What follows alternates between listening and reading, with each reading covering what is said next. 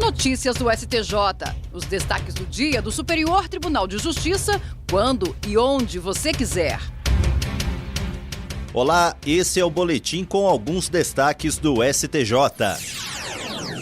A terceira turma do Superior Tribunal de Justiça manteve a decisão que negou indenização a um homem que processou a HBO Brasil Limitada pelo uso da imagem dele no documentário Pacto Brutal, o assassinato de Daniela Pérez. A produção aborda o crime ocorrido nos anos 90, quando a atriz Daniela Pérez foi assassinada por Guilherme de Pádua e Paula Tomás. O autor da ação aparece por cerca de 2 segundos em uma reportagem reaproveitada no documentário, exibida originalmente na TV aberta, que mostrava a vida de Guilherme após o cumprimento da pena. Ele alegou ter autorizado apenas a exibição jornalística e não o uso comercial posterior pela HBO, sustentando que houve associação indevida da imagem dele ao crime. O pedido foi rejeitado em primeira instância e pelo Tribunal de Justiça de Minas Gerais, que entenderam não haver ofensa à honra nem exploração comercial da imagem.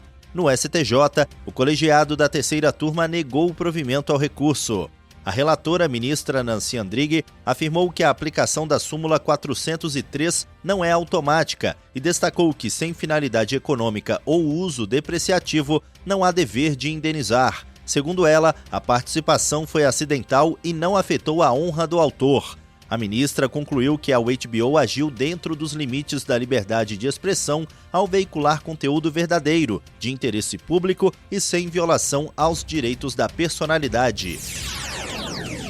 A Corte Especial do Superior Tribunal de Justiça negou o pedido de homologação de ato notarial realizado na França, que declarava espólio e formalizava a execução de testamento particular envolvendo bens localizados no Brasil. O colegiado entendeu que a matéria é de competência exclusiva da Justiça brasileira. As herdeiras sustentaram que o ato estrangeiro atendia às exigências do Código de Processo Civil e do regimento interno do STJ, não afrontando a soberania nacional nem a ordem pública. Argumentaram ainda que havia consenso entre as partes e que não seria necessário ajuizar ação prévia no Brasil para validar o documento. A Corte Especial negou o pedido. O relator, ministro Og Fernandes, afirmou que a confirmação de testamento particular, assim como o inventário e a partilha de bens situados no Brasil, são atribuições exclusivas da autoridade judiciária brasileira, conforme o artigo 23, inciso 2 do Código de Processo Civil.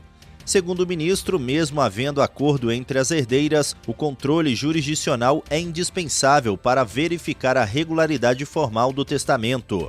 Ele destacou que eventual consenso pode ser submetido ao juízo competente no Brasil, que vai decidir sobre a validade do ato e a possibilidade de inventário e partilha, seja pela via judicial ou extrajudicial. A primeira sessão do Superior Tribunal de Justiça decidiu que o limite de 20 salários mínimos previsto na Lei 6.950 de 1981 não se aplica à base de cálculo das contribuições para fiscais destinadas a terceiros como serviços sociais autônomos. Essa decisão foi tomada em julgamento realizado sob o rito dos recursos repetitivos, tema 1390. Isso significa que ela vai servir de base para os demais tribunais do país quando julgarem casos semelhantes. A tese firmada alcança o salário educação e contribuições destinadas a entidades como Serviço Nacional de Aprendizagem Rural, o Senar, Serviço Social do Transporte, o SEST, Serviço Nacional de Aprendizado do Transporte, SENAT, Serviço Nacional de Aprendizagem do Cooperativismo, SESCOP, Serviço Brasileiro de Apoio às Micro e Pequenas Empresas, o SEBRAE, Agência Brasileira de Desenvolvimento Industrial, a BDI, Agência Brasileira de Promoção de Exportações e Investimentos, Apex Brasil, Fundo Aeroviário, FAER, Diretoria de Portos e Costas, DPC, e Instituto Nacional de Colonização e Reforma Agrária, o INCRA. O colegiado destacou que, em 2024, no julgamento do tema 1079, já havia definido que o teto não incide sobre as contribuições ao SENAI, SESI, SESC e SENAC após a entrada em vigor do Decreto-Lei 2318 de 1986. A relatora, ministra Maria Tereza de Assis Moura, explicou que no caso do salário educação, do Senar e do SESCOP, a própria legislação específica e a Constituição já estabelecem a base de cálculo, afastando a aplicação do limite. Quanto às demais entidades, a ministra afirmou que algumas contribuições possuem a mesma base de cálculo das destinadas ao SESI, SENAI e SESC, seja por destinação diversa, seja por incidirem como adicional sobre essa base, que igualmente afasta o teto. A primeira sessão também decidiu não modular os efeitos da decisão. Segundo a relatora, não havia jurisprudência consolidada favorável aos contribuintes que justificasse a medida excepcional.